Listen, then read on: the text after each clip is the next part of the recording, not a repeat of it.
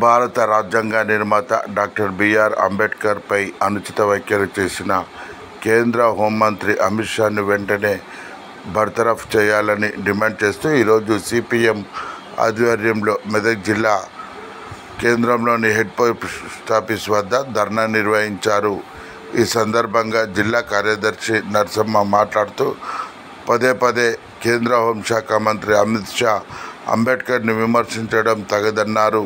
అంబేద్కర్ రచించిన రాజ్యాంగబద్ధమైన పార్లమెంటులో ఉన్నత స్థానంలో ఉన్న ఆయన అంబేద్కర్ని విమర్శించడం అంటే భారతదేశ ప్రజలను విమర్శించడమని ఆమె అన్నారు.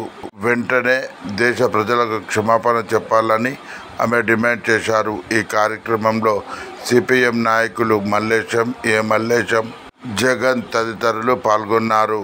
ఈ సందర్భంగా ప్రభుత్వానికి వ్యతిరేకంగా పెద్ద ఎత్తున నినాదాలు చేశారు.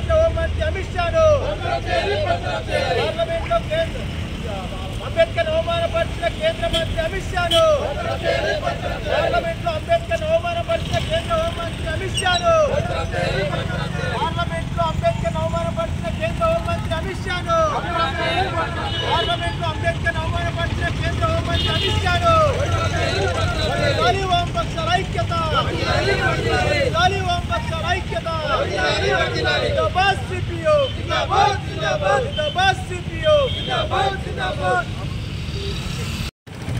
పార్లమెంటు సభలో డాక్టర్ బిఆర్ అంబేద్కర్ గారిని కేంద్ర హోంశాఖ మంత్రి అమిత్ షా అనేక అనుచిత వ్యాఖ్యలు చేశారు.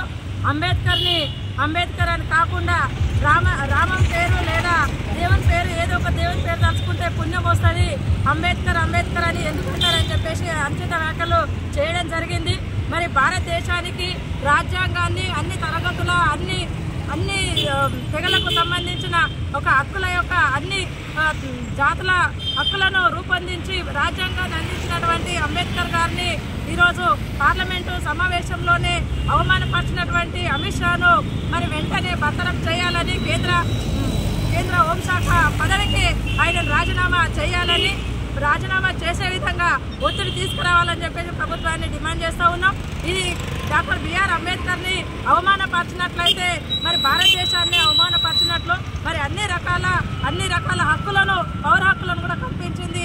ఏ విధంగా అన్ని తరగతులకు న్యాయం జరగాలనేది రాజ్యాంగంలో కింది స్థాయి వరకు అందించినటువంటి అంబేద్కర్ ఈరోజు ఆయననే అవమానపరిచిన పరిస్థితి ఉంది. అందుకే ఇలా మేము ప్రభుత్వాన్ని డిమాండ్ చేస్తూ ఉన్నాం. మరి ప్రభుత్వము అమిత్ షాని వెంటనే బర్తరఫ్ చేయాలి, ఆయన పదవి నుంచి తొలగించాలని చెప్పేసి సిపిఎం పార్టీ అట్లనే వామపక్షాల పార్టీల ఆధ్వర్యంలో మేము ప్రభుత్వాన్ని డిమాండ్ చేస్తూ ఉన్నాం.